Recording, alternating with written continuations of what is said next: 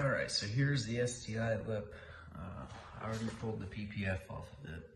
The residue was still there in a few places, but overall, PPF did a great job. It protected the lip from most scratches and damages.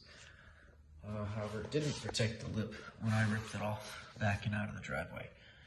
So I got out my plastic welder and went to work.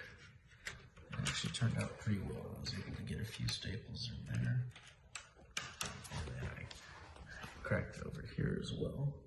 I was able to get it in there. And then there's a few more staples.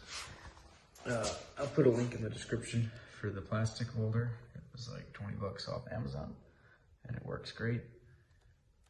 But there you have it. It's really easy to use. You just pull the trigger and wait for the staple to melt into the plastic. Be careful, you don't punch it all the way through the plastic.